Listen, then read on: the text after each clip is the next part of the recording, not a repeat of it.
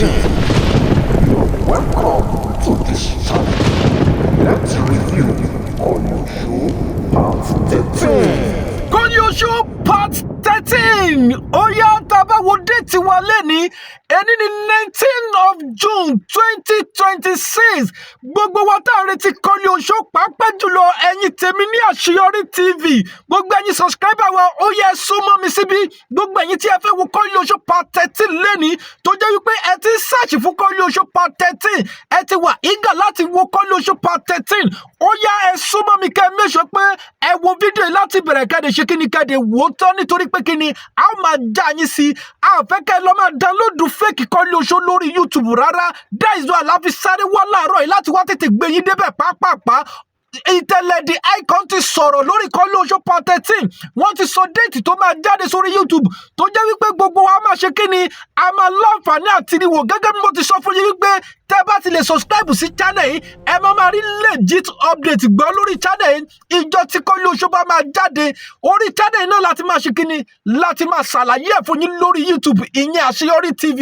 Tó o bá ti subscribe sí channel ó yá tẹ subscribe button yẹn kó tètè subscribe sí channel láti máa jàǹfààní update lórí Koleoso àti Yoruba movie tó bá làmìlaka. Déètì wo ni Koleoso Part 13 máa jáde sórí YouTube tí gbogbo yín máa ṣe kíni tẹ́ máa láǹfààní àti ríwò on the 26th ìyẹn next week Friday 26th of June ní Koleoso máa ṣe kíni ló máa finally jáde sórí YouTube. Koleoso Part 13 tí gbogbo wa retí on the 26th of June ìyẹn next week Friday. Ó yá ẹ máa tẹ̀sí comment section wípé I can't wait to watch Koleoso Part 13. Ẹ máa tẹ̀sí comment section nítorí pé kíni ó máa láàdù tán. Ìtẹ̀lẹ́ tún máa ṣe kíni ó tún máa gbé yín débẹ̀ nítorí pé àwọn àgbọ̀gbọ̀ òṣèré ló tún wà nínú Koleoso Part 13 tá à ń gbé bọ̀ ní on the 26th of June yìí. Ó yá gbogbo ẹ̀yin olólùfẹ́ wa tẹ́ ti ṣetán láti wo Koleoso ẹ máa drop ẹ̀ tó bá ti di Tuesday á tún wá já yín sí. Màá tún padà wá sórí channel yìí láti wá gbé yín débẹ̀. Ẹ máa tẹ subscribe button yẹn tẹ́ ẹ bá fẹ́ miss update lórí Koleoso.